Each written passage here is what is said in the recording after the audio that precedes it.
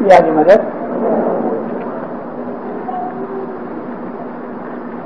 ستگر کہہ رہے بگلا ہنس دو پٹوں ترا اندیست ایک وران بگ چنے من مانیوں ان ہنس موتی چران رے بھائی ہنس موتی چران. مولانا حضرت امام کے صلوات پڑھو مومنو اللہم صلی اللہ محمد علی محمد رقیامہ. قرآن پاک کے اندر خدا تعالیٰ نے ایک آیت فرمائی ہے جو ہم زیارت کے اندر پڑھتے ہیں. جب کوئی شخص گزر جاتا ہے تو اس کے بعد جب ہم زیارت پڑھتے ہیں تو اللہ فرماتا ہے کہ لا یستوی اصحاب الجنہ و اصحاب النار. میں نے جنت پہلے کہا ہے، نار بعد میں کہا ہے. آیت اس طرح ہے حقیقت میں لا یستوی اصحاب النار و اصحاب الجنہ. اللہ فرماتا ہے اصحاب الجنت ہم الفائزون. پھر کہتے ہیں کہ بگلا اور ہنس دونوں نظر آتے ہیں یکساں. وہ بھی سفید ہے، وہ بھی سفید ہے، شکل و صورت ایسی ہی ہے، لیکن فرق یہ ہے کہ جو بگلے کی فطرت ہے وہ ہنس کی فطرت سے الگ ہے. ظاہر کے اندر دونوں یکساں ہیں مگر فطرتاً دونوں جدا ہیں. یہ مچھلیاں کھاتا ہے اور وہ موتی کھاتا ہے. یہ کہنے کی ضرورت کیا پڑی؟ خدا تعالیٰ نے بھی کافروں اور مومنوں کے درمیان ایک فرق کیا ہے. فرماتا ہے کہ جو وہ لوگ کہ جو ناری ہیں، ناری یعنی دوزخی، وہ لوگ جنتیوں جیسے نہیں ہیں. یہ دونوں برابر نہیں ہو سکتے. اصحاب النار جو ہیں وہ لوگ ہیں کہ جو گناہ کرتے ہیں، کفر کرتے ہیں، خدا کو ناراض کرتے ہیں. اس لیے وہ لوگ ان لوگوں جیسے نہیں بن سکتے کہ جو جنتی ہیں، جو خدا کی عبادت کرتے ہیں، نیکیاں کرتے ہیں، خدا کو راضی کرتے ہیں. ان دونوں کے درمیان بڑی تفاوت ہے. اللہ کا کہنے کا مقصد یہ ہے کہ لوگ یوں تو نظر آتے ہیں سب انسان، سب کی شکلیں انسان جیسی ہیں، مگر فرق ایمان سے ہوتا ہے. اندر ایمان رہتا ہے جو انسان کی اور خاص طور پہ مومن کی فطرت بن جاتا ہے. اور فطرت جو ہے وہ خدا تعالیٰ نے اس کی نیو یعنی بنیاد رکھی ہے.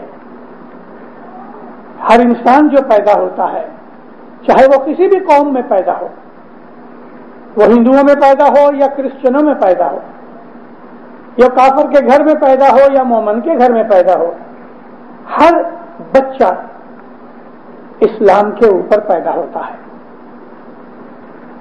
اسلام کے اوپر کیسے پیدا ہوتا ہے؟ اللہ اور اللہ کا رسول کہتا ہے کہ ہر بچہ اسلام پر پیدا ہوتا ہے. ہر بچے کی فطرت جو ہے وہ اسلام کے اوپر ہے. بھلا اسلام کیا ہے؟ اسلام خدا تعالیٰ کے سامنے اپنی مرضی کو مٹا ڈالنا اور اس کی اطاعت کرنا، یہ اسلام ہے. نمازیں پڑھنے اور روزے رکھنے کا نام اسلام نہیں. یہ تو اسلام کے رکنوں میں سے ایک دو رکن ہیں، مگر حقیقتاً اسلام جو ہے وہ خدا تعالیٰ کی مرضی کے مطابق اپنی زندگی گزارنا ہے. تو یہ جو بچہ ہے جو پیدا ہوا ہے وہ خدا کی مرضی کے اوپر چلتا ہے، اس کی خود کا کوئی ارادہ نہیں ہے. وہ اپنی مرضی سے کچھ نہیں کرتا، خدا ہی اس کو جہاں چلاتا ہے وہ چلتا ہے۔ خدا تعالیٰ نے اس کی فطرت کے اندر جو چیزیں رکھی ہوئی ہیں، یہ شیر خوار بچہ جو ابھی نوا پیدا ہوا ہے، میں نے آپ کو کہا کہ اس کا کوئی ارادہ خود کا ہے ہی نہیں، خود کی مرضی ہے ہی نہیں۔ اگر وہ دودھ پیتا ہے تو خدا تعالیٰ نے اس کے لیے یہ انتظام کیا ہے کہ اس کو بھوک لگے اور وہ چلائے اور اس کو دودھ ملے، چاہے وہ شیر مادر ہو چاہے وہ شیر گو ہو، مگر وہ بچہ فطرت پہ چلتا ہے۔ اور پھر اس کی اپنی کوئی مرضی نہیں ہے، خدا ہی نے اس کے لیے دودھ مہیا کیا ہے تو وہ صرف دودھ ہی پیتا ہے۔ اس بچے کو ہم کچھ چیز دینا چاہیں تو وہ پسند بھی نہیں کرتا، اور اگر زبردستی کریں گے تو مر جائے گا۔ اس کے لیے خدا تعالیٰ نے دودھ ہی مقرر کیا ہے، کیونکہ اس کی خود کی مرضی نہیں، اس کا خود کا کوئی قوت ارادی نہیں ہے۔ ہم ہیں ٹیبل کے اوپر جا کے چٹپٹی سب کچھ چیزیں کھا جاتے ہیں جو فطرتاً خلاف ہیں، مگر یہ بچہ جو ہے اپنی مرضی سے کچھ نہیں کرتا۔ اگر وہ نیند کرتا ہے تو خدا تعالیٰ نے اس کے لیے ایسی نیند مقرر کی ہے کہ بچہ پیدا ہوئے تو 20 سے 22 گھنٹے سوتا ہے، کیونکہ قدرت چاہتی ہے کہ اس کی پرورش ہو، اور خدا تعالیٰ نے اس کے لیے اتنی نیند مقرر کی ہے۔ تو وہ جو بچہ ہے وہ فطرت پہ چلتا ہے، قدرت اس کو قابو کر رہی ہے، قدرت اس کو چلا رہی ہے، قدرت اس کی حفاظت کر رہی ہے، قدرت اس کو پال پوس رہی ہے۔ یہ بچے کے اندر کون سی قوت ہے کہ جو اس کی ہڈیوں کو بڑا کرتی ہے؟ خدا کی قوت ہے۔ کوئی ماں یا کوئی باپ اپنی مرضی سے بچے کے دانت نہیں نکال سکتے، وہ 5، 7، 8 مہینے کا ہوتا ہے۔ ہر بچے کے اندر جو خدا نے فطرت اور عادتیں رکھی ہوئی ہیں، اس کے اندر جو کیمیکل ریئیکشنز رکھے ہوئے ہیں، اس کے حساب سے کسی بچے کو 4 مہینے میں دانت پھوٹ آتے ہیں، کسی کو 10 مہینے تک دانت نہیں نکلتے۔ اب اگر کوئی ڈاکٹر یا ماں اور باپ چاہے کہ نہیں 2 مہینے کے بچے کو دانت نکل آئے تو نہیں ہوتا۔ اس بچے کی تمام چیزیں قدرت کے قانون کے اوپر چلتی ہیں، اس لیے اللہ تعالیٰ نے فرمایا کہ خدا تعالیٰ کا یہ کریشن، یہ مخلوق خدا تعالیٰ کے فرمان اور خدا کی بنائی ہوئی فطرت کے اوپر عمل کرتا ہے، لہذا بچہ جو ہے وہ اسلام میں پیدا ہوا، بڑا ہو کے پھر ماں باپ اس کو سکھاتے ہیں، تو یہ سکھاتے ہیں کہ شیو جی کے مورتی کے سامنے گھنٹے بجاؤ، تو بچہ بڑا ہو کے گھنٹے بجاتا ہے۔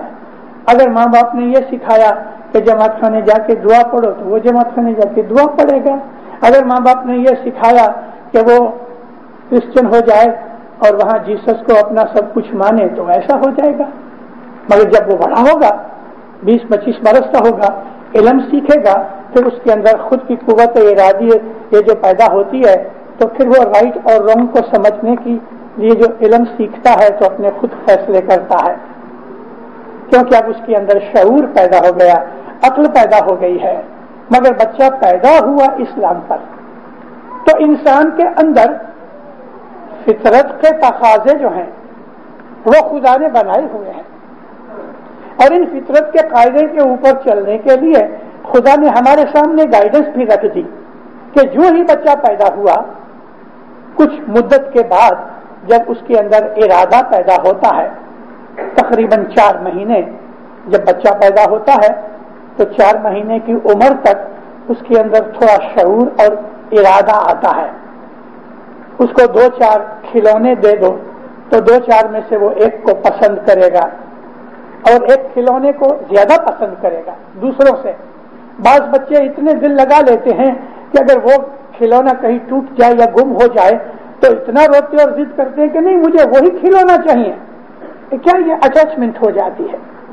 اگر انسان اپنی زندگی کی اسٹڈی کرے تو اسے بہت سی چیزیں معلوم ہوئے۔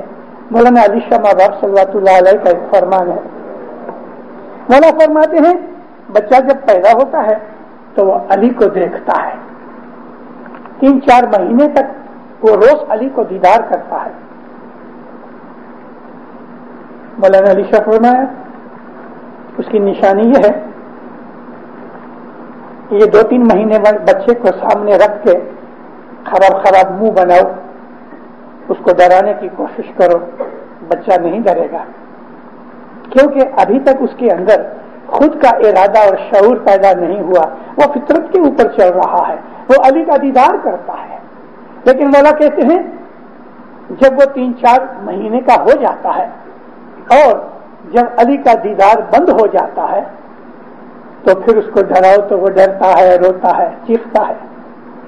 مگر بچہ جب ہی پیدا ہوتا ہے مولا فرمایا وہ روز علی کا دیدار کرتا ہے۔ یہ انسانی فطرت ہے، ہمارے اندر قدرت نے ہمیں ایمان دے کے پیدا کیا ہے۔ بڑے ہونے کے بعد ہمارا ایمان یا گھچو پچو ہو جاتا ہے یا بگڑ جاتا ہے، کافر ہو جاتے ہیں،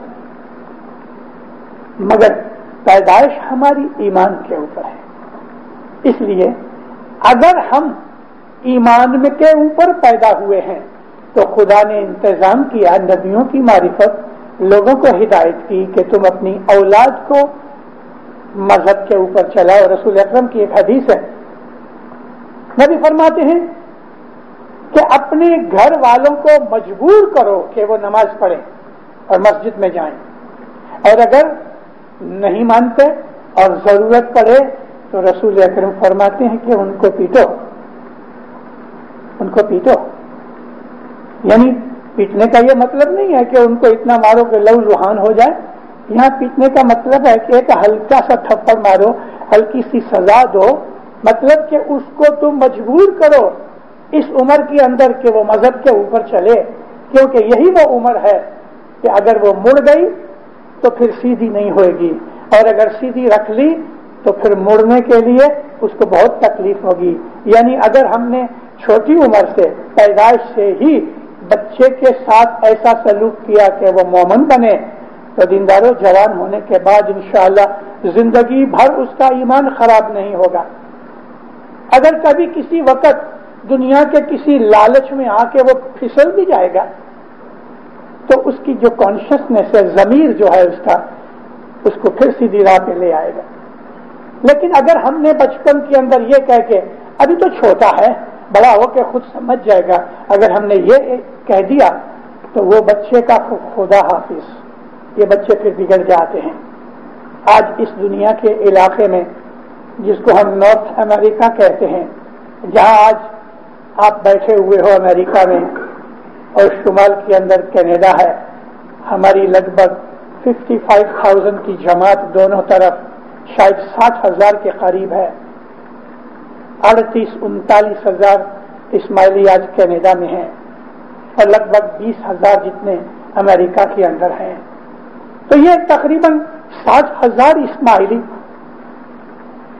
سب یکساں تو نہیں ہیں، اور یہ جو اسماعیلی ادھر آئے ہیں زیادہ تر جوان ہیں، 70 برس کی اوپر کے عمر کے لوگ تھوڑے ہیں، جوان ہیں، بچے ہیں، ماں باپ بھی ان کے ساتھ ہیں۔ اگر اس کنڈیشن کے اندر جو آج جس میں سے ہم گزر رہے ہیں، ہم جاگ کے ہوشیار بن کے اپنی آنے والی نسلوں کے لیے مذہب اور دین کی اشاعت نہیں کریں گے، یعنی اپنے گھروں کے اندر اپنے بچوں کو مذہب نہیں سکھائیں گے، تو دینداروں مستقبل بڑا خراب ہو جائے گا۔ مولانا حضرت امام 1.5 برس پہلے جب یہاں آئے تو اس وقت کے فرمان ہر روز پڑھو اور ان فرمانوں کے اندر ڈھونڈو کہ کون سی چیز مجھے لگتی ہے۔ امام نے یہی فرمایا کہ دیکھو تم یہاں کی سوسائٹی کے سامنے جھک مت جاؤ، don't bend to this society, ماں باپ فرمایا، تم اپنی روایات کے اوپر، اپنی ٹریڈیشن کے اوپر جمے رہو، تمہارے باپ دادا جس اصولوں کے اوپر، جس مذہب کے اوپر، جس طریقے سے عمل کرتے رہے اس کے اوپر تم مضبوطی سے جکڑے رہو، اگر نہیں تو پھر پھسل جاؤ گے۔ یہاں کی سوسائٹی ہمارے سے زیادہ پاورفل ہے، کیونکہ 24 گھنٹے کے اندر کم از کم 8 سے 10 گھنٹے ہم غیر اسماعیلیوں اور عموماً غیر مسلمانوں کے ساتھ ملتے رہتے ہیں، کم از کم 8 سے 10 گھنٹے روز، اور 8-10 گھنٹے یہ اور 7-8 گھنٹے ہماری نیندر کے، 1-2 گھنٹے ہمارے آرام اور کھانے پینے کے لیے، تو باقی رہا کیا؟ اگر اس کے اندر بھی ہم نے اپنے مذہب کے ساتھ اپنا تعلق توڑ لیا تو یہ ضرور ہوگا کہ آپ تھوڑے پیسے زیادہ ڈالر بنا لوگے، یہ ضرور ہوگا کہ آپ کے پاس اچھے مکان آ جائیں گے، آپ کے پاس موٹر آ جائے گی، اچھے کپڑے پہن لوگے، مگر پھر دوسری طرف جو نقصان ہو رہا ہے وہ نقصان کی کوئی قیمت ادا نہ ہو سکے گی، اور وہ نقصان ہے روحانی نقصان۔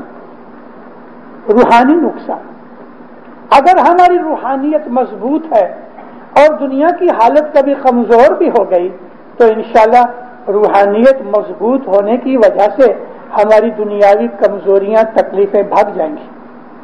لیکن ہماری اگر روحانی حالت کمزور ہو گئی تو دنیا کے اندر چند برسوں کے لیے آپ کو کبھی مال و دولت اور مل بھی گیا مگر آخرت خراب ہو جائے گی۔ اسی دنیا کے اندر دکھ اٹھانے پڑیں گے، اور پھر ان دکھوں کے اندر روحانیت کمزور ہونے کی وجہ سے ہمیں کوئی چھڑا نہیں سکے گا۔ یہ ہماری روحانی سائڈ ہے، ہماری مذہبی اور دینی سائڈ ہے جو ہم کو دنیا کے مشکلوں اور دکھوں کے اندر مضبوط رکھتی ہے، کیونکہ جو قوت ہے وہ اندر سے آتی ہے۔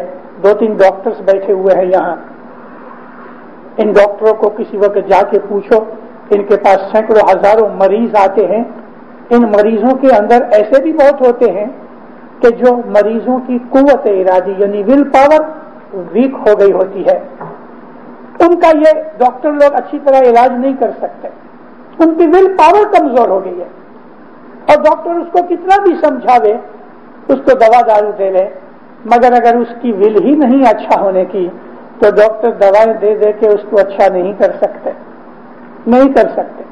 اور ول پاور کمزور ہو جانے سے انسان نا امید ہو جاتا ہے، نا امید ہو جانے سے وہ اداس ہو جاتا ہے، اس کی ہمت ٹوٹ جاتی ہے، یہ سائیکولوجیکل کیس بن جاتا ہے، سائیکولوجیکل کیس میں سے بن کے سائیکیاٹرک کیس بن جاتا ہے، اس میں سے نکل کے وہ شیزوفرینک بن جاتا ہے، پاگل بن جاتا ہے۔ مگر جہاں دین ہوتا ہے، جہاں مذہب ہوتا ہے، تو مذہب کے تھرو سے ایک بڑی اعلیٰ درجے کی قوت جو آسمان سے اترتی ہے اس کے اندر پڑی رہتی ہے، کیونکہ اس نے اپنا پلگ لگا رکھا ہے مذہب کے ساتھ، اور مذہب جو ہے وہ خدا کی قوت ہے، دین جو ہے وہ خدا کی رستہ ہے، تو اس کو اندر سے قوت ملتی رہتی ہے، دنیا کے دکھوں کا سامنا کرتا رہتا ہے، کوئی بات نہیں، میرا مولا بیٹھا ہوا ہے، سب دکھ اٹھاتا ہے، راضی خوشی سے اٹھاتا ہے، اور آخر لڑتے لڑتے ایک دن اپنے تمام دکھوں کے اوپر قبضہ کر کے ان کو دور کر دیتا ہے، پھر آباد ہو جاتا ہے۔ اگر ایمان کی قوت گھٹ گئی تو پھر اس کو کوئی بچا نہیں سکتا۔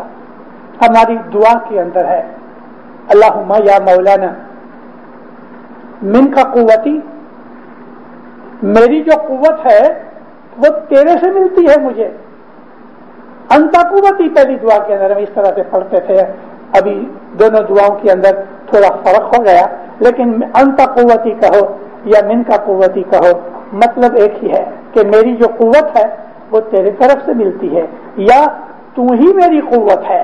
اور حقیقت میں خدا آل مائٹی ہے نا، خدا جو ہے وہ اومنی پوٹنٹ ہے، پوٹنٹ کہتے ہیں قوت اور طاقت کو، ہر جگہ موجود ہے، اور وہ آل مائٹی ہے، ہر طرح کی قوت اس کے اندر ہے۔ عربی کے اندر ہم کہتے ہیں کل شیء قدیر، ہر شے کے اوپر قدرت رکھنے والا۔ تو اگر وہ ہمارا دوست بن جائے تو وہ آل مائٹی جو بہت طاقتور ہے، اس سے زیادہ کسی کی قوت نہیں، اس کے پاس سے ہم کو جو قوت ملے تو اس کا کیا کہنا، اس قوت کا تو کوئی دوسرا اور مقابلہ کر ہی نہیں سکتا۔ دنیا کی تمام دکھ جو ہیں اس قوت کے سامنے ہیچ ہیں۔ اب خیال کرو، ہمارے سامنے ہمارے ہی اپنے مذہب دین کے اندر بہت سے اس قسم کی حقیقتیں اور اس قسم کی مثالیں موجود ہیں۔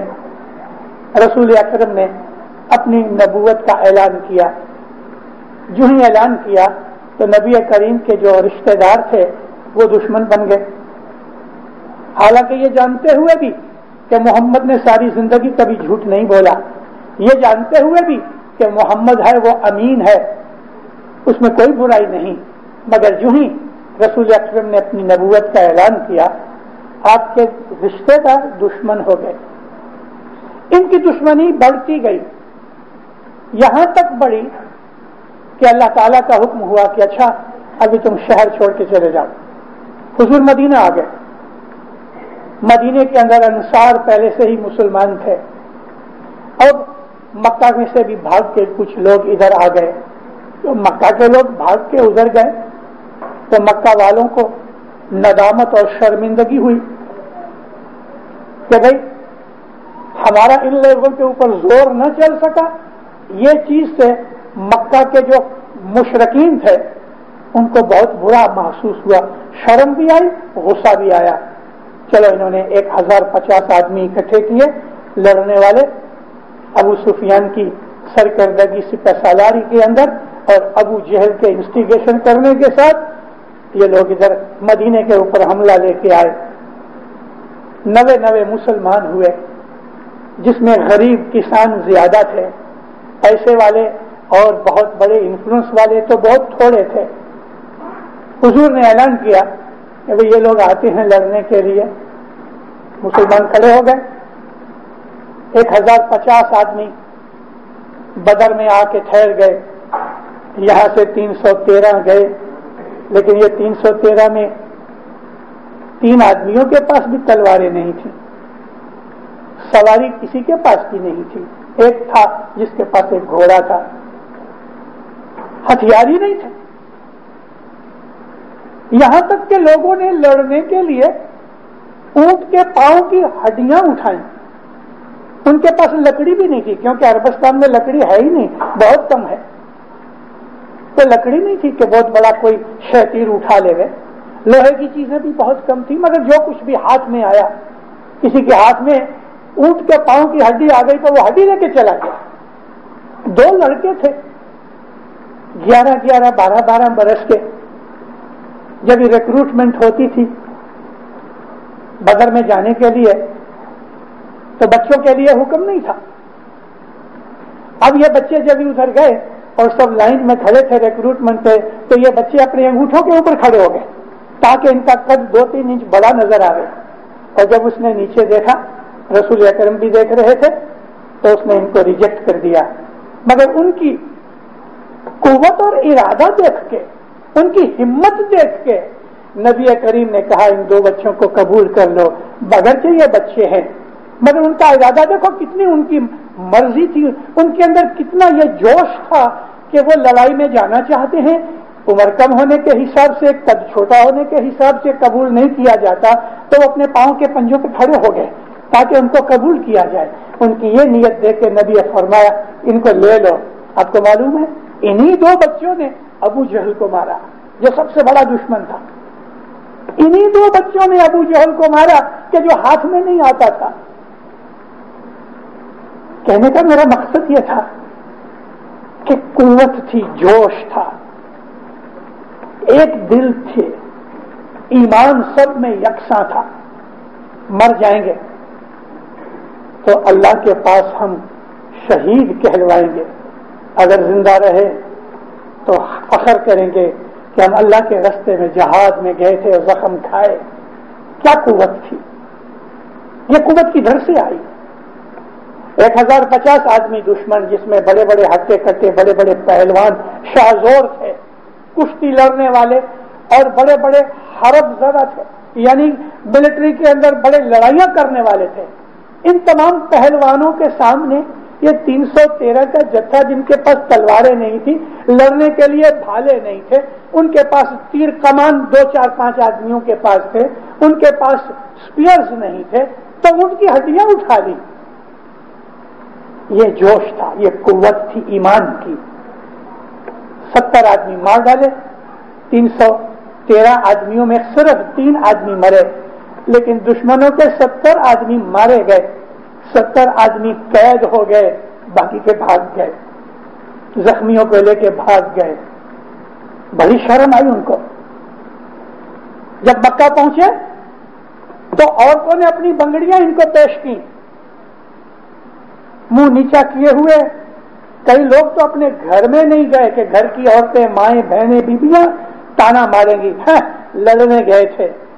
ان لوگوں کو اتنی شرم، اتنی ندامت ہوئی کہ کئی لوگ اپنے گھر میں نہیں گئے، اس لیے اندر اندر اندر اندر اندر جلتے رہے، اور آخر بدلہ لینے کے لیے اسلام کو مٹانے کی ابھی نیت نہ تھی جو پہلے بدر میں تھی۔ اب جو احد کی لڑائی تھی تو وہ بدر کی لڑائی کا بدلہ لینے کے لیے انہوں نے بنائی۔ میں آپ کو ہسٹری بیان نہیں کرتا، یعنی سنانے کے لیے صرف یہ کہنا چاہتا ہوں کہ اسلام کے اندر جو محبت اور ایمان خدا کے اوپر اور اس کے رسول کے اوپر تھا، اس محبت اور ایمان، کیونکہ ایمان اور محبت مکسچر ہے، اگر ایمان میں محبت نہیں تو وہ ایمان ادھورا ہے۔ جس ایمان کے اندر علی نبی کی محبت نہیں وہ ایمان ادھورا ہے، اس میں قوت نہیں ہے۔ ایمان ضرور ہے مگر قوت ہوتی ہے کہ جب محبت آتی ہے، تو محبت سے بھلا کیا بنتا ہے؟ محبت جو ہے نا وہ طلب نہیں کرتی بلکہ دیتی ہے، محبت میں ڈیمانڈ نہیں ہوتی، محبت میں سوداگری نہیں ہوتی، تم مجھ سے پیار کرو میں تم سے پیار کروں، یہ محبت میں نہیں ہوتا، یہ دنیا میں ہوتا ہے۔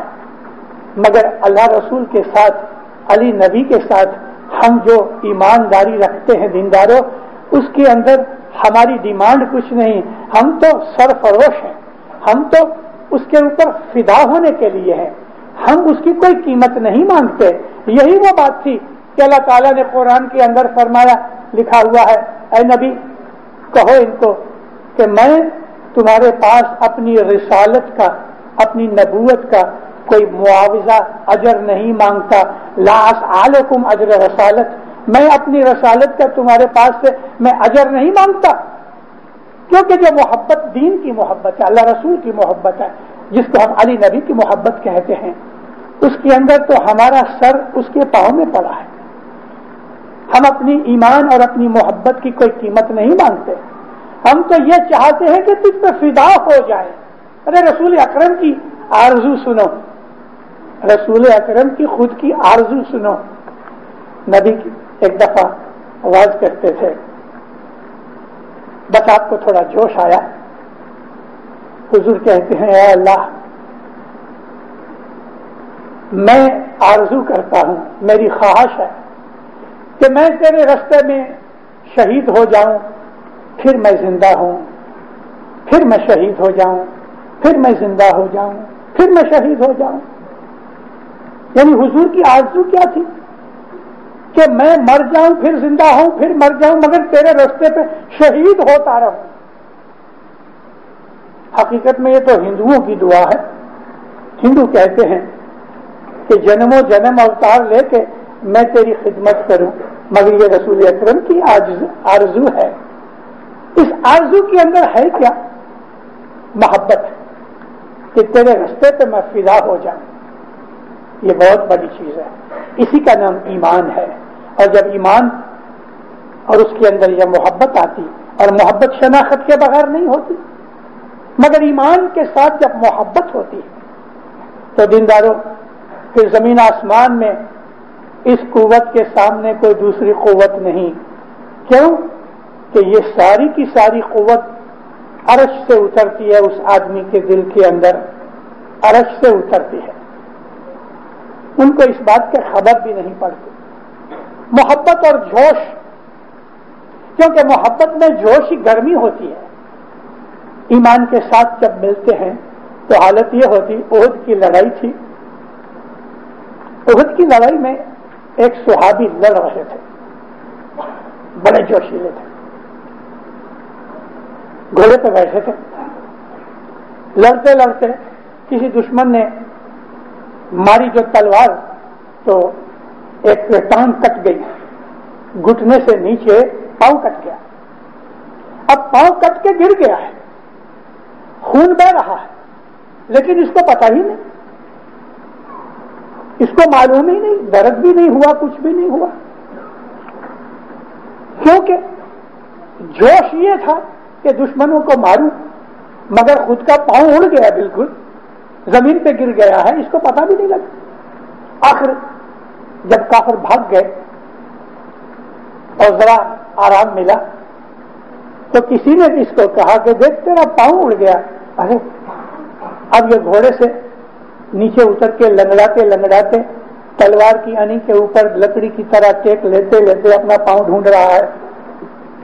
کیا جوش ہونا چاہیے, کیا قوت ہونی چاہیے. اس قسم کے واقعات جب ہم پڑھتے ہیں تو ہمارے دل کے اندر گرمی پیدا ہوتی ہے. یہ دین کی محبت ہے, یہی وہ چیز ہے جو اصلاً اسلام ہے, اور وہ اصلاً اسلام ہمارے اندر ہے اسماعیلی مذہب میں. اس لیے کہ اللہ نبی, علی نبی, شاہ پیر وہ ہمارے ہاں بیٹھا ہے. اسلام کا دھنی مالک ہمارے پاس, اور ہم حقیقت ہے جب مولا طاہر میں آتا ہے تو ہمارے اندر کیسا جوش آ جاتا ہے, سوئی ہوئی قوتیں جاگ اٹھتی ہیں. لیکن ہم ان قوتوں کو سونے ہی کیوں دے رہے؟ ان قوتوں کو ہمیشہ جگاتے رہیں تو دنیا کے اندر آپ کو کوئی ہرا نہیں سکتا. اللہ میرا کا مطلب ہے اللہ آپ کے اوپر مہربانی کرے. یہ لفظ ہمارے پیر صدر دین نے فرمایا ہوا ہے. اللہ میرا اس جہان کے اندر آ کے زندگی کا مقصد اور ایم ڈالر کو مت بناؤ. ڈالر کو اپنی زندگی کا منزل مت بناؤ. زندگی کی منزل وہ مولا ہے, وہ ہماری منزل ہے. کیونکہ موت کے وقت یہ تمام ڈالر دھرے کے دھرے رہ جائیں گے, اور اگر بدن کے اوپر کوئی زیورات یا انگوٹھی وغیرہ ہوگی یا پیسے کھیسے میں ہوں گے تو وہ بھی نکال لیے جائیں گے. ارے آپ کو ننگا کر دیا جائے گا, کپڑے بھی اتار لیے جائیں گے. مگر مولا کی جو محبت ہے وہ ساتھ رہے گی. اور مولا کی اگر محبت رہی, اگر مولا کے ساتھ ہمارا تعلق رہا تو اس کی طرف سے ہم کو قوت ملتی رہے گی. انشاءاللہ کبھی دکھی نہیں بنیں گے. ہم دنیا کے اندر ہمیں لڑنا ہے. ابھی ابھی فرمان پڑے گئے پہلی دعا کے بعد. مولانا امام سلطان محمد شاہ صلوات اللہ علیہ فرماتے ہیں میں تمہیں اتم سے اتم دعا آشیش دوں تو بھی دنیا کے اندر سے غم جو ہے, دکھ ہے, وہ مٹے گا نہیں, کیونکہ اس دنیا کو اس غم اور دکھ میں ہی بنایا گیا. یہ دنیا جو ہے یہ دارالعمل ہے, یہ دنیا ہے یہ دارالامتحان ہے. اس لیے اس دنیا کے اندر دکھ ہی دکھ ہیں. ہماری ساری زندگی دکھوں سے, پرابلم سے بھری ہوئی ہے. اس میں سے کبھی چھٹکارا نہیں ہو سکتا. مالدار بنو یا غریب رہو, ایماندار رہو یا خدا نخواستہ بے ایمان رہو, دکھ تو رہیں گے. فرق یہ ہوگا کہ جو بگلا ہے وہ مچھی کھاتا ہے, مردار کھاتا ہے, اور ہنس جو ہے وہ موتی کھاتا ہے. دکھنے میں دونوں برابر ہیں. مومن کافر دونوں انسان ہیں, لیکن مومن جو ہے وہ دنیا کی پرواہ کیے بغیر اپنے مذہب کے اوپر چلتا رہتا ہے, اور خدا دیکھتا ہے اس کو. کبھی کبھی خدا تھوڑی سختی ڈال دیتا ہے, اور بھی یہ دیکھنے کے لیے کہ کیا میرا مومن برابر مستقیم ہے. جب مومن برابر مستقیم رہتا ہے, تمام قسم کے دکھوں کے اندر بھی مضبوط رہتا ہے, تو خدا بڑا راضی ہوتا ہے, خوش ہوتا ہے, اس کے دکھ بھی مٹاتا ہے اور بخششیں بھی دیتا ہے. لیکن جو آدمی کا ایمان, جس کا ایمان مضبوط نہیں, وہ آدمی کو تھوڑی سی سختی ملتی ہے تو چلاتا ہے, خدا کو بھول جاتا ہے, عبادت چھوڑ دیتا ہے, جماعت خانے آنا چھوڑ دیتا ہے. وہ یہ سمجھتا ہے میرا کوئی نہیں. مگر جیسے جیسے وہ خدا کے دروازے سے دور ہٹتا جاتا ہے, تیسے جیسے اس کی قوت گھٹتی جاتی ہے, کمزور ہوتا جاتا ہے, دکھوں میں اور بھی اور پھنستا جاتا ہے, چاروں طرف اندھیرا نظر آتا ہے, تو پھر وہ کیا ہے, گھبرا جاتا ہے, اداس ہو جاتا ہے, بے ہمت ہو جاتا ہے, ہمت ٹوٹ جاتی ہے, دماغ کام نہیں کرتا, عقل گم ہو جاتی ہے, دکھ اٹھاتا ہے, روتا ہے, چلاتا ہے, اور ادھر ادھر بھاگتا ہے, کوئی مولوی کے پاس, کوئی ملا کے پاس, کوئی حکیم کے پاس, کوئی ڈاکٹر کے پاس. کسی نے کہا ہاں فلانا ایک آدمی ہے وہ کچھ جادو منتر جانتا ہے, تو اس کے پاس بھاگتا ہے, کیونکہ وہ اندھا ہو گیا ہے. اس کو معلوم نہیں دروازہ کدھر ہے، وہ ہر جگہ جا کے ہاتھ لگاتا ہے کہ کہیں میری مشکل آسان ہو جائے، مگر اس کی مشکل آسان نہیں ہوگی، کیونکہ وہ اصحاب الناروں میں سے ہے، ان دوزخیوں میں سے ہے کہ جس نے خدا تعالیٰ سے منہ پھرا لیا، پیٹ کر دی خدا کی طرف اور اپنی مرضی سے چلنے لگ گیا اور وہ دکھوں میں پڑ گیا۔ اس کا کوئی ہاتھ پکڑنے والا نہیں۔ لیکن مومن دکھوں میں پڑنے پر بھی دکھوں کا سامنا کرتا رہتا ہے، لڑتا رہتا ہے، اور جب یہ تھک جاتا نا تو پھر وہ خدا کو الزام نہیں دیتا، یہ کہتا ہے اچھا میرے مولا میں نے تو بہت محنت کی، لیکن تیری اگر یہی مرضی ہے تو میرا سر تیرے پاؤں میں پڑا ہے، آمین۔ خدا دیکھتا ہے اچھا اس نے سب کچھ میرے پہ چھوڑ دیا، خدا اس کی مشکلیں آسان کرتا ہے۔ مولا کانگو گئے 63 کی سال میں، 63 سے پہلے 60 61 62 3 برسوں کے اندر اپنی جماعت کے اوپر، یوں تو سارے ملک تھے مگر میں خاص اپنی جماعت ہی کی بات کرتا ہوں، کانگو کی جماعت کے اوپر بہت تکلیف آئی، بہت۔ اس میں خاص طور پہ اسٹینلے ویل کے اندر نظر کے سامنے لاشیں دیکھتے ہیں، اسماعیلی گھروں میں دب کے بیٹھے ہیں دروازے بند کر کے، سینکڑوں آدمیوں کا خون ہو گیا، سب کچھ لوٹ گیا، آگ لگا دی، لوٹ کے لے گئے، لیکن ایک بھی اسماعیلی کی جان نہیں گئی، مال و دولت لٹ گئی۔ اور پھر ذرا ان کو موقع ملا تو کانگو میں سے نکل کے بھاگ گئے، کوئی ایسٹ افریقہ آ گئے، کوئی یورپ کی طرف چلے گئے۔ 3-4 مہینے کے بعد جب سکون و امن ہو گیا تو پھر اندر چلے آئے، تھا تو کچھ نہیں، زیرو سے پھر انہوں نے سٹارٹ کیا اور تھوڑے ہی عرصے کے اندر واپس مالدار بن گئے۔ ایسا 3-4 دفعہ ہو گیا۔ مولانا حاضر امام گئے ادھر 63 میں، کانگو کا فرمان پڑھتے ہیں بہت دفعہ جماعت خانے میں، ماما فرمایا اگر تمہارا ایمان مضبوط ہے تو کبھی 100 دفعہ بھی تم نیچے گر پڑو گے، اکنامیکلی یعنی دنیا کے بیپار اور پیسے کے حساب سے، اقتصادی طور پہ ماما فرمایا کبھی تم 100 دفعہ بھی نیچے گر جاؤ گے لیکن تم کو ایمان کی قوت پھر اٹھا دے گی، زمین دوز نہیں ہونے دے گی۔ اور حقیقتاً یہی ہے۔ ہم اسماعیلیوں کی ہسٹری اس قسم کے تمام بہادر کے کارناموں سے بھری پڑی ہے۔ ہم اسماعیلیوں نے بڑے بڑے دکھ اٹھائے ہیں، بڑے بڑے دکھ، اور ان دکھوں کو ہم انہیں اس طرح سے پیا جیسے پانی پیتے ہیں۔ ہم نے ان دکھوں کو کچھ سمجھا بھی نہیں۔ مولانا امام سلطان محمد شاہ صلوات اللہ علیہ کا ایک فرمان ہے، مولا فرمایا کہ علی کے عاشقوں کو بڑے ظلموں کا سامنا کرنا پڑا اور وہ اس بہادری کے ساتھ رہتے تھے کہ اگر گردن اڑ جاتی تھی تو وہ یوں سمجھتے تھے کہ جیسے پگڑی گر گئی، یعنی گردن ماری گئی، موت کو ایسی معمولی چیز سمجھتے تھے کہ جیسے پگڑی گر گئی اٹھا کے پھر پہن لی۔ اس آسانی کے ساتھ موت کو قبول کرنا یہ ایمانداروں کی نشانی ہے۔ ہماری ہسٹری کے اندر ایسے کتنے ہی واقعات ہیں، کربلا کا واقعہ لے لو، ان 72 شہیدوں نے بڑی بہادری دکھائی۔ امام تو خیر امام ہے ہی، وہ تو زمین چیر کے اندر سے پانی نکال سکتا ہے مگر پھر بھی بھوکا پیاسا رہا، یہ قوت دینے کے لیے، اپنے مومنوں کو قوت دینے کے لیے۔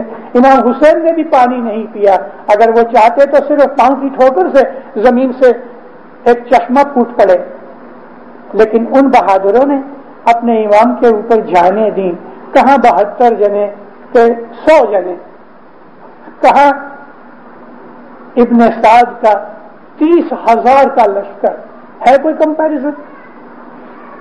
1 2 3 کا حساب کرو، 30,000، ادھر 100 آدمی لے لو، ایک کے سامنے 30 آدمی، مگر نہ گھبرائے، نہ ہمت ہاری، نہ سر جھکایا، سر کٹوا دیا مگر ایمان کو آنچ نہ آنے دی۔ یہ پیغام تھا کربلا کا۔ مولانا آغا شاہ خلیل اللہ، امام حسن علی شاہ ماباب کے والد بزرگوار ہمارے امام تھے، 45ویں امام۔ قم کے شہر کے اندر 10-12 اسماعیلی ساتھ تھے۔ ایران کے اندر قم جو ہے وہ ان کا مشہد سے نمبر 1، مشہد 2، فرسٹ نمبر قم، کہ جہاں ان کی تمام مذہبی سینٹر اور مرکز ہیں۔ تو کم کے شہر میں مولانا شاہ خلیل اللہ اپنے 10-12 صحابوں کے ساتھ جا رہے تھے تو 200-300 اسناشری ٹوٹ پڑے اور ان سب کو مار ڈالا. امام خلیل اللہ کو بھی انہوں نے قتل کر دیا, بدن کے ٹکڑے کر دیے, جس طرح بوچر بوٹیاں بناتا ہے اس طرح بنا دیے. مگر اسماعیلی مذہب آج بھی قائم ہے, قیامت تک انشاءاللہ چلے گا. مومن جو ہے وہ ہمیشہ اپنے مذہب کے اوپر فدا ہوتے ہیں. ہماری قوم نے بہت بڑے بڑے کارنامے کیے ہیں, ہماری اسماعیلی جماعت نے بڑے بڑے فدائی پیدا کیے ہیں کہ جنہوں نے دنیا کی مصیبتوں کو کچھ سمجھا ہی نہیں. پیر کنان میں کہتے ہیں کہ دنیا کے اندر ایسے ایسے بہادر پیدا ہوئے کہ سمندر کو ایک گھونٹ میں پی جاتے تھے اور پہاڑوں کو انگلی کے اوپر اٹھا لیتے تھے. یہ ایک ایلیگری ہے, یہ استعارہ ہے. پون جنا دے چلنت بہاری, ہوا ان کے گھر میں جھاڑو دیتی تھی. سورج تپے رسوئی جی, سورج ان کا کھانا پکاتا تھا. مطلب کہ ایسے علم والے تھے, ایسے طاقت والے تھے. یہ سمندر کو پی جانے کا مطلب کیا تھا؟ ایسے بڑے بڑے عالم تھے کہ وہ سارا سمندر پی گئے تھے. علم ہے وہ سمندر ہے. پہاڑوں کو انگلی پہ اٹھا کر کیا بات تھی؟ پہاڑ مصیبت کو ڈپکٹ کرتے ہیں. میرے اوپر پہاڑ آ گیا یعنی بہت بڑی مصیبت آ گئی تو اس کو چٹکی میں اٹھا لیتے تھے. مطلب اس کا سامنا کرتے تھے, گھبراتے نہیں تھے, پرواہ نہیں کرتے تھے. تو ہمارے گنانوں کے اندر, ہمارے مذہبی علم کے اندر ہمیں بہت سی قوت کی باتیں دی گئی ہے. اگر ہم سچے اسماعیلی بن جائیں تو دنیا کی مصیبتیں ہمیں حیران نہیں کر سکیں گی. یہ مطلب نہیں ہے کہ مصیبتیں مٹ جائیں گی, مصیبتیں تو آتی رہیں گی, مصیبتیں تو آتی رہیں گی, لیکن یہ مصیبتیں حضرت امام فرماتے ہیں تم کو دکھی نہیں کر سکیں گی. دکھ آئیں گے, پرابلمز آئیں گی, تمہیں فکر ہوگی, تمہیں چنتا ہوگی, مریض ہوں گی, لیکن مولا فرمایا تم دکھی نہیں بنو گے. تمہارے دل میں ایک قوت رہے گی, ایک طاقت رہے گی. دینداروں, آپ میں سے جو آدمی جماعت خانے نہیں آتے ان کی قوت گھٹ جائے گی, وہ کمزور ہو جائیں گے. ان کو دنیا کی پریشانیاں جکڑ لیں گی, چاروں طرف سے گھیر لیں گی, باہر نکلنا مشکل ہے. یہ وہ دروازہ ہے, یہ وہ جگہ ہے کہ جہاں خود امام بیٹھا ہے, حاضر بیٹھا ہے, اپنی نورانی حالت کے اندر ادھر جماعت خانے میں حاضر بیٹھا ہے. ہر دنیا کا جماعت خانہ, چاہے وہ برنبی کے جماعت خانے کی طرح $19 ملین کا بنا ہوئے, کہ چاہے وہ $100 کی یا $100 کی ایک جھوپڑی ہوئے, مگر جماعت خانہ ہے. وہاں امام کا نور ایسا ہی موجود ہے. جماعت خانہ علی نبی کا گھر ہے, یہ اللہ رسول کی ملکت ہے. ادھر ہر روز آؤ, صبح بھی آؤ, شام کو بھی آؤ.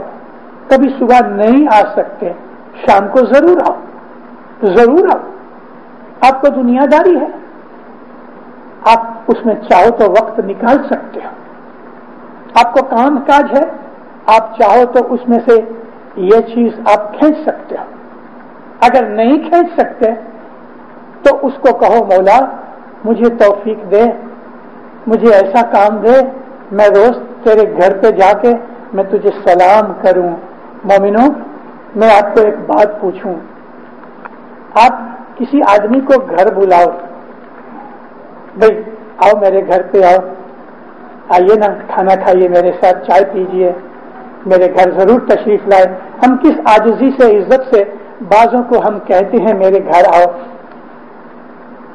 کیوں کہتے ہو میرے گھر آؤ؟ کیونکہ آپ اس کو عزت دیتے ہو, آپ اس کو چاہتے ہو. لیکن آپ کے سامنے جو آپ کا دشمن ہے اور آپ جانتے ہو کہ اس نے آپ کو بہت دکھ دیے ہیں, آپ کو معلوم ہے کہ یہ میرا دشمن ہے, آپ اس کو کہو گے آ میرے گھر تجھے بریانی کھلاؤ, کہو گے؟ جو سامنے نظر آئے گا تو منہ پھرا لو گے, کیونکہ آپ اس کو پسند نہیں کرتے, کیونکہ آپ نہیں چاہتے کہ اس کے ساتھ بات کریں, آپ نہیں چاہتے کہ وہ آپ کی طرف دیکھے, آپ نہیں چاہتے کہ آپ اس کو گھر بلائیں, اور کبھی کوئی کہہ بھی دے گا رشتے دار کہ اس کو گھر بلاؤ تو میں اس کو گھر بلاؤں. دیکھا آپ نے اپنے من کی حالت دیکھی. یہی چیز حاضر امام کے ساتھ ہے. حاضر امام جس بچے کو پیار کرتا ہے نا تو اس کو اندر سے پیغام دیتا ہے میرے گھر آ. مولا جب کسی کو چاہتا ہے تو مولا اس کو اندر سے پریرنا دیتا ہے, انسپریشن دیتا ہے, اس کو بشارت دیتا ہے, اس کو ارادہ دیتا ہے میرے گھر آ. یعنی مولا کہتا ہے میرے گھر آ, اور وہ جماعت خانے آتا ہے. تو جماعت خانے کون آتا ہے؟ جس کو مولا چاہتا ہے وہ جماعت خانے آتا ہے. یہ مولا کا گھر ہے. مولا جس کو پیار کرتا ہے اس کو ارادہ دیتا ہے میرے گھر آ, مولا اس کو بلاتا ہے. تو وہ لوگ نصیبدار ہیں کہ جن کو مولا دعوت دیتا ہے اپنے گھر آنے کے لیے, اور پھر مولا کہتا ہے میں دروازے پہ کھڑا تمہارا استقبال کرتا ہوں, میں تمہیں ریسیو کرتا ہوں. میرے ایک ہاتھ میں پیالہ ہے, نور کا پانی بھرا ہے. میرے تو پوچھتے ہیں کہ تم روز جماعت خانے جاتے ہو؟ کہتے خداوند روز نہیں جاتا ہوں, کبھی کبھی جاتا ہوں. مولا فرمایا تو پھر تم کہاں رہتے ہو؟ کہتے سب میں گھومنے چلے جاتا ہوں مگر میں دعا پڑھ لیتا ہوں. دیکھو مطلب تم جب دعا پڑھتے ہو تو مجھے پکارتے ہو, تو میں تمہارے پاس آتا ہوں, تو میرے لیے تم کچھ نہیں کرتے. لیکن اگر تم جماعت خانے آتے ہو تو میں دروازے پہ کھڑا تمہارا استقبال کرتا ہوں, اس ماں کی طرح کہ جس کا بچہ باہر سے آتا ہے تو وہاں دروازے پہ کھڑی اس کی راہ دیکھتی ہے. مولا فرمایا میرے ایک ہاتھ میں پیالہ ہے نور کا, دوسرے ہاتھ میں رومال ہے. جب تم جماعت خانے آتے ہو تو میں رومال سے تمہارا منہ صاف کرتا ہوں, یعنی ڈسٹ اڑاتا ہوں. دھول مٹی پڑی ہوتی نا, گرد و غبار صاف کرتا ہوں. اس کا مطلب یہ ہے کہ گناہ کا گرد و غبار میں تمہیں معاف کرتا ہوں. میں اپنے رومال سے تمہارا منہ پوچھتا ہوں اور پھر نور کے پانی سے میں تمہیں نہلاتا ہوں, چھانٹا دیتا ہوں. مکلائی اب تمہیں بتاؤ کہ جماعت خانے آنے سے یہ چیز جو تمہیں ملتی ہے وہ گمانا چاہتے ہو تو تم بھلے جماعت خانے نہ آؤ. جماعت خانے آنے سے ہمیں امام کی برکتیں ملتی ہیں. ہو سکتا ہے چند ڈالر آپ کو قربان کرنے پڑے. جماعت خانے آنے سے آپ کو کچھ بس کا کرایہ یا گیس کا خرچ ہوئے گا. جماعت خانے آنے سے آپ کو تیار ہوتا ہے کچھ وقت جائے گا. جماعت خانے آنے سے آپ کو کچھ اپنے بزنس یا جاب کی تھوڑی سی قربانی دینی پڑے گی, یہ ضرور ہوگا. لیکن مولا کے گھر جانا ہے, امام نے ہمیں دعوت دی ہے. بولا آپ میں سے ابھی کسی کو ادھر سے اگلے منہ سے حضرت امام سلیکٹ کرے کونسل کے اوپر, ابھی فلاں آدمی کو کہو مجھے اگلے منہ آ کے ملے, ایسا خوش ہو جاوے. پیسے نہیں ہوں گے تو قرضہ کر کے بھی ٹکٹ خرید کے جائے گا. یہ تو ظاہر کی چیز ہوئی نا, باطن کے اندر اس سے تو زیادہ بڑی چیز ہے. امام کے گھر میں آنے سے سکون اور خوشی ملتی ہے. ہماری اندر روحانی بیٹریاں چارج ہو جاتی ہیں. ہمارے اندر مولا کے اوپر ہمارا اعتقاد بڑھتا ہے, بھروسہ بڑھتا ہے, اور ہمیں اس کی پناہ اور پروٹیکشن ملتی ہے. اس لیے ہمارے انتکرن جو ہے, ہمارا جو باطن ہے وہ قوت سے, روحانی قوت سے بھر جاتا ہے. ہماری زندگی کے جو مہمے ہیں, ہماری زندگی کے جو مسائل ہیں, ہماری زندگی کے جو پرابلمز ہیں, ہماری زندگی کے جو دکھ ہیں, ہماری زندگی کے اندر بہت سے غم ہیں, وہ خود بخود حل ہو جاتے ہیں. اور اس کو حل کرنے کے لیے ہم کو اندر سے خیالات پیدا ہوتے ہیں. مولا ان کا رستہ بنا دیتا ہے. کہاں سے انسان کو خیال بھی نہیں ہوتا مگر مولا اس کا انتظام کر دیتا ہے. آپ میں سے ہر آدمی کو کبھی نہ کبھی زندگی کے اندر کوئی معجزہ ملا ہے. آپ یاد کرو, میں نہیں کہہ سکتا کہ 15-16 سال کے نیچے کو کبھی ایسا ہوا ہوگا, مگر جو 20 برس کے 25 برس کے جو سمجھدار جوان ہو گئے ہیں, آپ اپنی زندگی کے حالات کو دیکھو, کبھی نہ کہیں نہ کہیں مولا نے آپ کی زندگی کے اندر کوئی معجزہ کیا ہے, یا آپ کو ایکسیڈنٹ میں سے بچا لیا ہے, یا آپ کو کوئی مشکل میں سے بچا لیا ہے, یا آپ کا کوئی بہت مشکل کام کر دیا ہے, یا آپ کو مدد ملنے کا کوئی بھی رستہ نہیں تھا, امید نہیں تھی, مولا نے مدد بھیج دی. یہ سب ایسی چیزیں کیوں ہوتی ہیں؟ اس لیے کہ مولا نے آپ کا ہاتھ پکڑا ہے, اگر ہم سچ مچ ہر روز اس جماعت خانے کے اندر آتے رہیں، کوئی بھی جماعت خانہ، مجبوری اور چیز ہے. میں جب مجبوری کہتا ہوں تو دینداروں اس کی مجبوری ہماری بیماری یا ایک ایسا بوڑھا شخص ہے بہت دور ہے، موٹر چلا نہیں سکتا اور اس کو کوئی موٹر کی سواری ملی نہیں، مجبوری سے بیٹھ گیا. یہ ایسی مجبوریاں ہیں. بیماری ہو گئی، بہت چھوٹے بچے ہیں، اس کی وجہ سے ماں نہیں آ سکی، ایسے حالات چلتے ہیں. کبھی ایسا بھی ہوتا ہے کہ ہم روزی کمانے کے لیے شام ہی کے وقت ہم جاب ملتی ہے، تو یہ بھی ایک مجبوری ہے.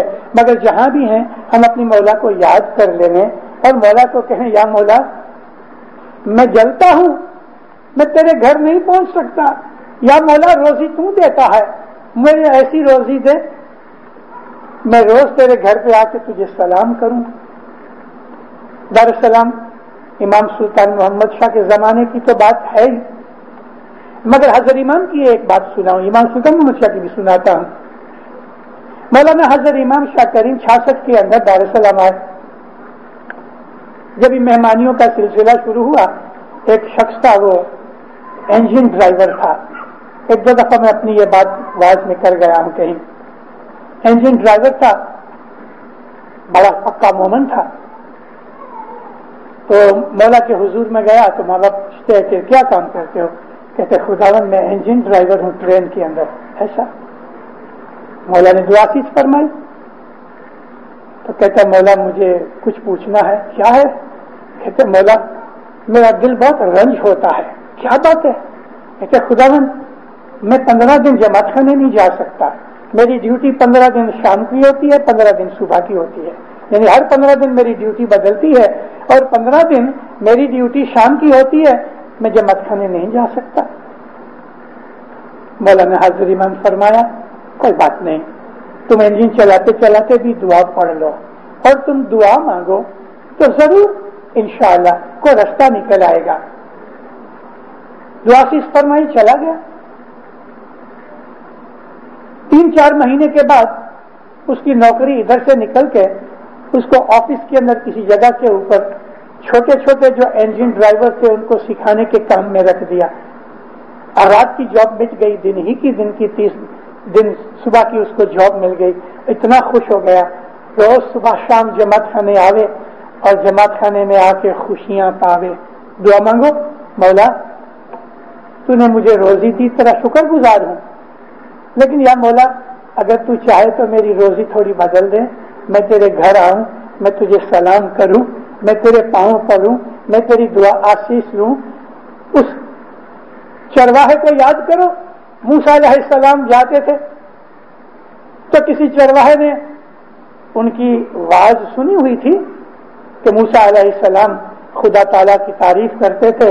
تو یہ چرواہا بھڑوار جس کو شپٹ کہتے ہیں انگلش میں، یہ سنتا تھا تو خدا تعالیٰ کے ساتھ اندر اندر محبت کرنے لگا. درخت کے ساتھ ٹیک لگا کے آنکھیں بند تھیں، کہہ رہا تھا اے خدایا تو میرے پاس آ، میں تیرے پاؤں دھلاؤں، میں تیرا منہ دھلاؤں، میں تیرے بالوں کو دھلاؤں، میں تیرے بالوں میں تیل ڈال کے کنگھی کروں اور پھر اپنی اچھی سے اچھی بھیڑ کا دودھ پلاؤں اور میرے زانوں میں سر رکھ کے تجھے سلا دوں. ایک معمولی بچے یا ایک معشوق کی طرح کی باتیں سن کے موسیٰ علیہ السلام ہنس پڑے اور اس کو کہا اے بیوقوف کیا کر رہے ہو؟ کیا تو نے انسان سمجھا خدا کو کہ وہ تیرے پاس آوے اور تیرے پاؤں دھلاوے، تو اس کے پاؤں دھوے اور اس کا سر دھوے اور اس کو دودھ پلائے؟ بیچارے کو ڈانٹا تو چپ ہو گیا. اس کی تار ٹوٹ گئی، اس کی دل کی امیدیں مر گئی. اس نے یہ سوچا کہ اگر وہ انسان نہیں تو پھر میرے پاس کیسے آئے گا. اداس ہو گیا، دل ٹوٹ گیا، دل شکنی سے آنکھوں میں آنسو آ گئے. موسیٰ علیہ السلام گئے، اللہ کو سلام کیا. اللہ نے فرمایا ہے موسیٰ تم نے آج ہمارے ایک بندے کو ناراض کر دیا. موسیٰ تجھے معلوم نہیں میں اس کے پاس گیا تھا، تو جب پیٹھ پھیر کے چلا گیا تو میں نے اپنے بندے کا یہ ٹوٹا ہوا دل دیکھ کے میرے سے نہیں رہا گیا. اے موسیٰ میں اس کے پاس گیا، اس نے میرے پاؤں دھلائے، اس نے میرے بالوں میں کنگھی کی، مجھے اس نے بھیڑ کا دودھ پلایا اور میں اس کی گود میں سر رکھ کے سو گیا۔ کیا خدا انسانی اوتار میں روپ میں آ سکتا ہے؟ آپ کو پڑھنی ہے یہ چیز اسٹوری، بہت دفعہ وعظوں میں سنی ہے، تو کئی لوگ کہتے ہیں کہاں کہاں سے یہ مشنری اسٹوریاں لے آتے ہیں۔ پڑھو مولانا روم کی مثنوی پڑھو کہ جس کا درجہ قرآن کا درجہ ہے۔ رومی کی مثنوی کا درجہ قرآن جتنا ہے۔ سنی قبول نہیں کریں گے، لیکن سنیوں کا ایک بہت بڑا عالم مولانا جامی بہت بڑا ہے، سنیوں کا امام تھا، وہ جامی نے لکھا اس کے لیے کہ یہ مولانا روم کی یہ جو مثنوی جو ہے نا، تو کہتے ہیں مثنوی مولوی مانوی ہست قرآن در زبان پہلوی۔ مولوی روم کی یہ جو مثنوی ہے یہ مانوی ہے، مانو سے مطلب سے بھری ہوئی ہے، اس میں حکمتیں ہیں۔ تو کہتے ہیں یہ فارسی زبان کا قرآن ہے، اس درجے کی یہ کتاب ہے، اس کو پڑھنے سے ہمارے اندر کی کھڑکیاں کھل جاتی ہیں۔ مولانا روم کی مثنوی کے اندر بڑے بڑے استعارے ہیں، بڑی بڑی چیزیں ہیں۔ ہم کو آج سے 80 برس پہلے مولانا امام سلطان محمد شاہ نے فرمان کیا کہ تم مولانا روم کی مثنوی پڑھو، تم دیوان حافظ پڑھو، تم شمس تبریز کی مثنوی پڑھو۔ مولا نے اس زمانے کے اندر ہمیں فرمان کیا۔ تو میں نے آپ کو یہ سٹوری اس لیے سنائی کہ امام اور مومن کے درمیان جو محبت پیدا ہو جاتی ہے، اس محبت کو زبان سے ہم سمجھا بھی نہیں سکتے۔ اس کی جو محبتوں کے اندر جو راحتیں خوشیاں ملتی ہیں، جو حکمتیں اور دولتیں ملتی ہیں، وہ موتی دنیا کی نظروں کے اندر آتے ہی نہیں ہیں۔ وہ آدمی کے جو روز جماعت خانے آتا ہے، اس کے دل کے اندر جو دولتیں پیدا ہوتی ہیں دینداروں، اس کو تو وہی جانتا ہے کہ جو روز جماعت خانے آتا ہے۔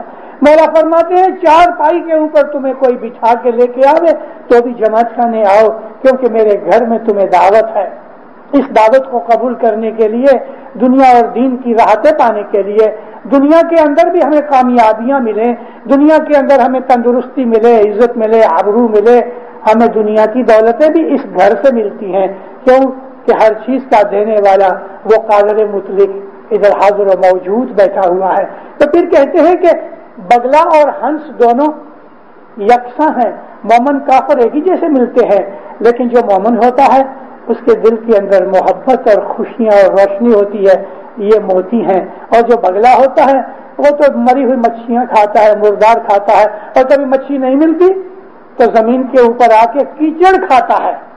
اولا بگلا تے کیچڑ کھائے، گنان کے اندر پیر نے کہا ہوا ہے، جب مچھلی نہیں ملتی تو کیچڑ کھاتا ہے۔ وہ لوگ کے جو جماعت خانے نہیں آتے دینداروں، وہ کیچڑ کھاتے ہیں۔ ان کو کیا پتا کہ جو موتی جماعت خانے میں ملتے ہیں ان کی کیا قیمت اور لذت ہے۔ ہم مومن ہیں، حضرت امام کے ہم غلام ہیں، حضرت امام کی دامن پکڑی ہے، ہم نے حضرت امام کی بیعت کی ہے، ہم نے حضرت امام کو پرومس دیا ہے، ہم نے حضرت امام کے ساتھ ایگریمنٹ کیا ہے، پھر سامنے اس نے بھی ایگریمنٹ کے اوپر سائن کیا ہے۔ ایگریمنٹ یک طرفہ نہیں ہوتا، ایگریمنٹ 2 طرفہ ہوتا ہے۔ وہ کہتا ہے کہ اگر تم میری حکم پہ چلو گے، فرمان پہ چلو گے تو میں سب کام تمہارے کروں گا۔ اب ہم ایگریمنٹ توڑ دیتے ہیں تو پھر وہ بھی جو چھوٹ جاتا ہے، وہ کہتا ہے ابھی تم نے ایگریمنٹ توڑ دیا، میں کیا کروں۔ ایک آدمی نے مولا کے پاس رکھی، امام سلطان محمد شاہ کی بات کرتا ہوں ابھی، مہمانی میں کہتا ہے مولا میں 16 گھنٹے کام کرتا ہوں مگر میرا خرچ جتنا بھی مجھے کمائی نہیں ملتی۔ امام سلطان محمد شاہ پوچھتے ہیں روز جماعت خانے جاتے ہو؟ منہ نیچا کر کے کہا کہ نہیں خدا روز تو نہیں پہنچ سکتا، میری شام کو ہی میری دکان میں بیپار ہوتا ہے۔ 10 دیتے ہو؟ کہتا نہیں خدا تھوڑا کبھی بنتا ہے۔ من میں کہا خرچ پورا نہیں ہوتا 10 کہاں سے دوں؟ مولا تو جانتا ہے نا۔ ایسے کئی لوگ ہیں جو کبھی کبھی ہم کو پوچھتے ہیں 10 کی بابت، تو کہتے ہیں صاحب ہم کو خرچ پورا نہیں ہوتا۔ بھائی خرچ کیوں پورا نہیں ہوتا؟ ہاتھے کٹتے ہو، کھاتے پیتے ہو، کوٹ پتلون پہنی ہوئی ہے، یہ پیسے کدھر سے آئے؟ ایک کوٹ کم لو، ایک روٹی کمتی کھاؤ، لیکن جس مولاد کے ساتھ تم نے پرومس کیا ہے کہ بھئی ایک حصہ تیرا 7 حصے میرے. حقیقت میں پوچھو تو اس 8 کے 8 حصے اس مولا کی ہیں. اس نے ہمیں پیدا کیا, ہم تو اس کے غلام ہیں, مگر اس نے رحمت کر کے کہا ایسا کرو 7 حصے, $8 تم کماؤ تو اس میں سے $7 تمہارے, تم $1 میرا حصہ رکھو. تو وہ ہمارا حصے دار ہے, ہمارا پارٹنر ہے, تو ہم اس کا پارٹنر کا وہ پیسہ بھی کھا جاتے ہیں, تو پھر ہمیں برکت کیسے ہوئے گی؟ وہ کبھی ضرورت پڑے گی تو پارٹنر مدد نہیں کرے گا, وہ کہے گا تو میرا بھی حق کھا جاتا ہے. دنیا کے اندر پارٹنر بنا کے آپ اس کا پیسہ کھا کے دیکھو تو وہ پارٹنر آپ کو کورٹ میں لے جائے گا. یہ پارٹنر کورٹ میں نہیں لے جاتا, خود ہی پنش کرتا ہے. تو اگر ہم نے امام کا ایگریمنٹ کیا اور خود ہی توڑ دیا تو پھر امام چھوٹتا ہے. تو جب اس نے کہا کہ خدا 10 نہیں دیتا, تھوڑی کبھی کبھی دیتا ہوں. مولا پوچھتے ہیں دعا برابر پڑھتے ہو؟ کہتے ہیں خدا ان کبھی یاد آتا پڑھ لیتا ہوں, بہت دکھی ہوں. مولانا سلطان محمد شاہ نے اپنا ہاتھ مبارک اپنی گردن پہ رکھ کے اپنی ٹائی اور گلے کا یہ کالر پکڑ کے خود کو مولا اس کو کہتے ہیں روز جماعت خانے جاؤ, برابر دعا پڑھو, 10 برابر دو, اما پھر بھی جو کبھی تم سکھی نہیں بنو تو ہم کو گردن سے پکڑو. مولا کہتا ہے میرے کو گردن سے پکڑو اگر تم سکھی نہ بنو تو, مگر کھانے روز آؤ, دعا برابر پڑھو, 10 برابر دو. اللہ میں مشنری ہوں, آج 58 ایئرز ہوئے ہیں میں دنیا میں واعظیں کرتا رہا ہوں. مجھے 58 برس سے میں واعظیں کرتا ہوں. میرے کو ہزاروں میرے مومنین اور پر قوم کے لوگ بھی ملے ہوئے ہیں. میں آپ کو حقیقتاً کہتا ہوں کہ وہ لوگ مجھے بہت سے ملے بھی ہیں, اور یا جنہوں نے واعظیں سن کے اپنی عادتوں کو بدل دیا ہے, جماعت خانے روز آنا شروع کیا, برابر دعا پڑھتے رہے, 10 برابر دیتے رہے, ان کو میں نے آباد ہوتے ہوئے دیکھا ہے. میں بہت پرانی باتیں بھی نہیں کرتا, ہر زمانے کے اندر یہ حصہ بنتے ہیں. خدا نہ کرے آپ میں آج ادھر کوئی بیٹھا ہوا کوئی پیسے کی یا اور کوئی حالت میں دکھی ہے, آج میں کہتا ہوں قسم کھاؤ اور ارادہ کرو اپنے من کے ساتھ کہ میں ہر روز جماعت خانے آؤں گا یا آؤں گی, برابر وقت پہ دعا پڑھوں گی. کم از کم ایک وقت, دونوں وقت آنا چاہیے, صبح شام, نہیں تو ایک وقت تو ضرور آؤ, 10 برابر دو. بھوکھا رہنا پڑے بھلے رہو, کپڑے خراب ہو جائیں یعنی چینج کرنے کے قابلوں میں نوے لینے کی ضرورت پڑ جائے اور نہ لو مگر 10 برابر دو. آدھی روٹی کھاؤ مگر 10 برابر دو. میں آپ کو الحمدللہ وعدہ کرتا ہوں اس مولا کے فرمان کے اوپر سے یقین کے ساتھ کہ دیکھو کہ 1 برس کے اندر آپ کی حالت نہ بدلے تو مجھے کہنا کہ تو جھوٹا تھا, اور میں کہہ دوں گا مولا کو تو جھوٹا تھا. کر کے دیکھو ہمارے دکھوں کی کھان کیا ہے, ہمارے دکھوں کی وجہ کیا ہے. ہمارے دکھوں کی وجہ یہ ہے کہ ہم اس کی فرمان برداری نہیں کرتے, اس لیے دکھ ہم کو پکڑ لیتے ہیں. جب پولیس کی پروٹیکشن ہٹ جاتی ہے تو چور ڈاکو آ جاتے ہیں. جب امام کی پروٹیکشن نکل جاتی ہے تو شیطان اور شیطان کی فورسز اور بدیاں برائیاں ہم کو جکڑ لیتی ہیں, پکڑ لیتی ہیں, ہم چھوٹتے نہیں. آؤ اس گھر میں آ کے سر جھکاؤ, اس گھر کی عزت کرو, اس گھر میں دعا مانگو, اس گھر میں آ کے اپنے دکھ رو, اس گھر میں آ کے مانگنی کرو.